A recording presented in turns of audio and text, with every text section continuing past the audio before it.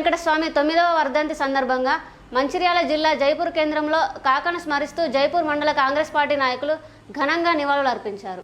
ఈ సందర్భంగా Congress party senior నాయకులు గోనె నరసయ్య మాట్లాడుతూ కాకా కార్మిక పక్షపాతి అని నిరంతరం కార్మికుల క్షేమం కోసం తప్పించిన వ్యక్తిగా కాకా సేవలు మరవలేనివని కొనియాడారు. గడ్డం వెంకటస్వామి ప్రస్థానం భవన కార్మిక కూలీగా మొదలై అంచెలంచెలుగా ఎదిగి కార్మిక నాయకుడిగా, ఎమ్మెల్యేగా, ఎంపీగా, కేంద్ర మంత్రిగా ఎదిగిన వ్యక్తి అని అన్నారు. ఆ రోజుల్లో సింగరేణి కంపెనీ నష్టాల్లో ఉన్నప్పుడు కార్మికుల కుటుంబాలు రోడ్డున పడ్డదని ఆలోచించి 1100 కోట్ల రూపాయలు కేంద్రంతో మాట్లాడి ఇప్పించిన ఘనత కాకా వెంకటస్వామికి దక్కిందని వెల్లడించారు. కార్మికుల కోసం ప్రత్యేక PF, గ్రాట్యుటీ, పెన్షన్ సౌకర్యాలు ఇప్పించడంలో కాకా పాత్ర ఎంత గొప్పగా పోషించారని వ్యక్తం చేశారు. తెలంగాణ తొలిదశ, మలిదశ ఉద్యమంలో ఎంతో క్రియాశీలక పాత్ర పోషించి అప్పటి సోనియా గాంధీని ఒప్పించి తెలంగాణ సాధించడంలో కీలక పాత్ర పోషించిన ఘనత కాకా వెంకటస్వామిదని అన్నారు.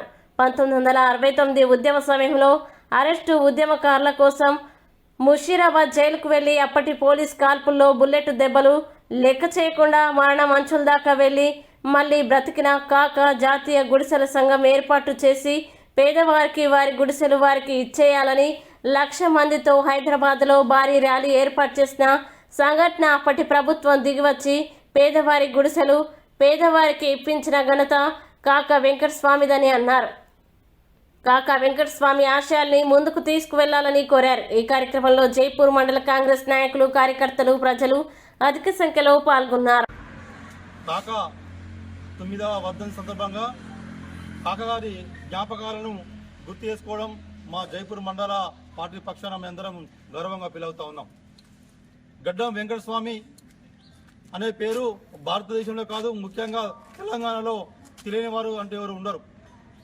అతి చిన్న పేద కుటుంబంలో జన్మించి భవన నిర్మాణ కార్మికుడిగా అతని యొక్క రాజకీయ ప్రస్తావన ప్రారంభించి అంచెలంచెలుగా 2 సార్లు ఎమ్మెల్యేగా, 7 సార్లు ఎంపీగా, జాతీయ కాంగ్రెస్లో CW మెంబర్గా, జాతీయ కేబినెట్లో కార్మిక శాఖ మంత్రిగా పనిచేసి మరి కార్మిక పక్షపాతిగా, కార్మిక కష్టాలు చేసిన వ్యక్తిగా, కార్మికుల కోసం ఎన్నో ఉద్యమాలు చేసిన వ్యక్తి కాకా వెంకటస్వామి గారు.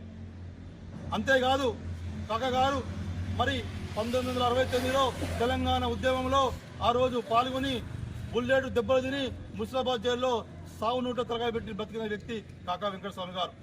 అంతేకాదు హైదరాబాద్లో ఆ రోజు ఖాళీ జాగాల్లో వేలాది మంది గుడిసెలు వేసుకుంటే ఆ రోజు ప్రభుత్వం వారిపైన లాఠీ చార్జ్ చేసి వాళ్ళు కొట్టే సందర్భంలో చలించిపోయిన కాకా వెంకటస్వామి గారు వారి కోసం 1,00,000 మందితో మరి ఆ రోజు ర్యాలీ ప్రారంభించి 80,000 మందికి పట్టాలు ఇచ్చిన ఘనత కాకా వెంకటస్వామి గారు.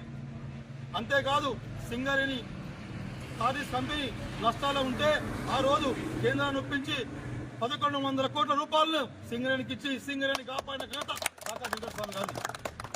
అంతేకాదు అప్పుడు సింగరేణిలో పెన్షన్ విధానం లేకుండే పెన్షన్ విధానం తీసుకొచ్చి ఒక ప్రైవేట్ కంపెనీలో పెన్షన్ విధానం తీసుకొచ్చి కార్మికుల్లో మరి ఆత్మస్థాయిని నింపిన వ్యక్తి కాకా వెంకటస్వామి గారు.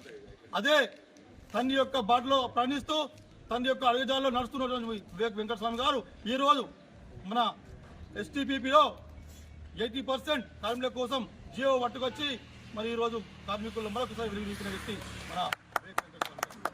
అంతేకాదు గత పాలకులు గతంలో పనిచేసినటువంటి వ్యక్తులు నేను ముఖ్యమంత్రి దగ్గర ముఖ్యమంత్రి రోజు ఉన్న వ్యక్తి మరి ఏం చేసిండో ఈరోజు మనకు గవర్నమెంట్ వచ్చిన 15 రోజులనే మరి జియో పట్టుకొచ్చి అదే జియో ముందుగా పట్టుకొస్తే ఈరోజు పవర్ ప్లాంట్ నా కార్మికులు, నా తమ్ముడు, అన్నలు ఈరోజు 80% తప్పుకుంటేవారని విషయాన్ని గుర్తు చేస్తూ మరి ఇంత గొప్ప నాయకుడిని స్మరించుకోవడం గొప్పగా అనుకుంటూ వారికి వారు ఎక్కడున్నా భౌతికంగా లేకున్నా మా లోపల మన కార్మికుల లోపల ఉన్నా అని చెప్పేసి అతన్ని విషయాలు గుర్తు తీసుకుని ముగిస్తా ఉన్నా.